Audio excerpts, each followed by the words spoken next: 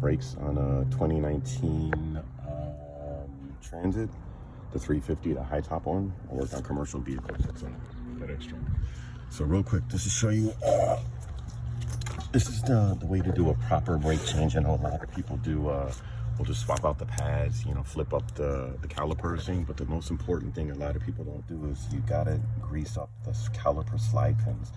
This is what prevents this is what makes the caliper, helps it to stop the caliper when it compresses. It moves back and forth. It moves back and forth on these caliper brake pads.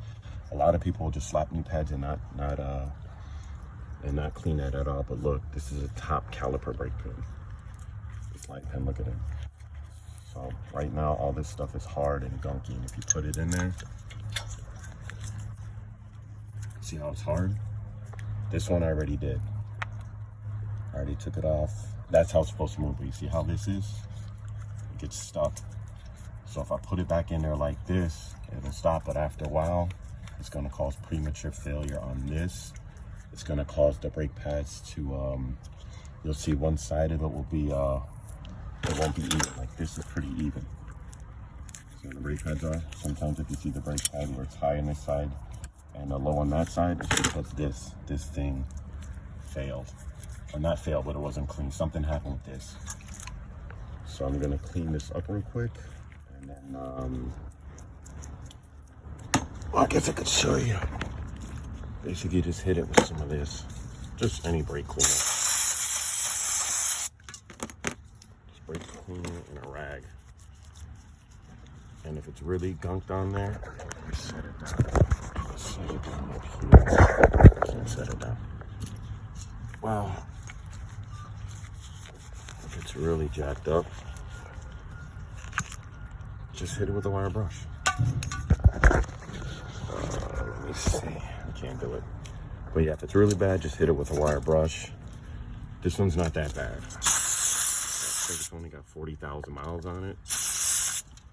So yeah, it's nice and clean. And if you want to lube it up, usually I use the Motorcraft with silicone brake grease. But if you don't have that, I mean, you don't have to get that. You can get anything. This is from AutoZone. Just as long as it's caliper slide pins for that. So that and this is the boot. This is the most important thing too. Look at the inside of that boot. You see all the old grease? Basically, the purpose of this boot is to prevent this thing from getting wet, because if moisture gets in here, it'll get rusted and it'll seize. Your caliper will seize up. So the boot thing, I like to clean it out and put grease on the inside of that too. And the thing a lot of other people don't do is the caliper pin goes into this hole. So you figure there's old grease in there too. So just take some of this and clean it out. So I'm gonna clean it out real quick. I'll be right back. Clean it out, nothing crazy. If it's really crusty, then yeah, I just hit it a little bit. Nothing crazy on that. And then with this, I just put the Motorcraft silicone grease or dielectric compound. Like I said, you could use this or any caliper grease or dielectric compound. So I just put it on this. You don't have to put a lot. It looks like a lot, but once you spread it out, it's not going to be that bad. So I'm trying to do this one more hand, two hands, guys. Sorry. Spread it out.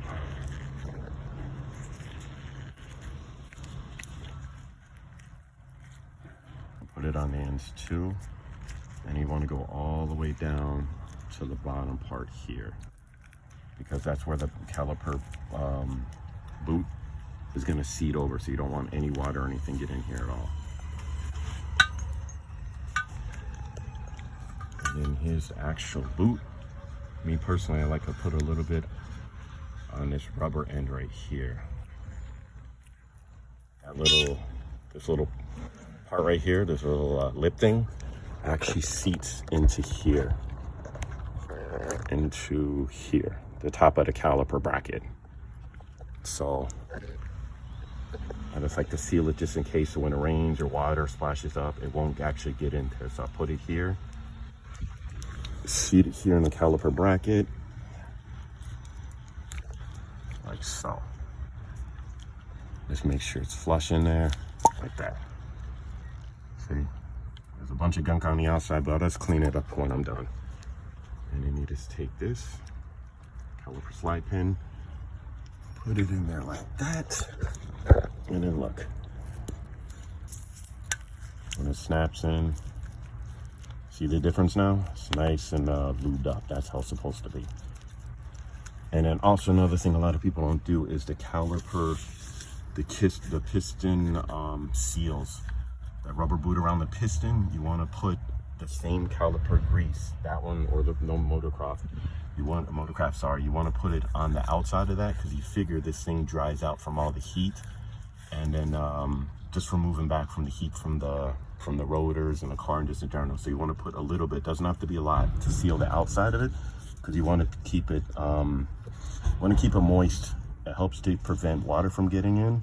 That's the main thing this thing does, is it prevents water from getting in. So it prevents water from getting in because once those boots get dry, they're going to crack eventually, and then water and dust and everything's going to get into that piston, and it's going to cause the piston to seal up. This is the passenger side. As you can tell, the brake pads are really low. See, they're really low. They're almost metal on metal, so I got to it right in time. But yeah, what I was saying about the slide pin calipers, that one's not that bad. But look at this top one. I mean, it's got a lot. I can't even see how that is.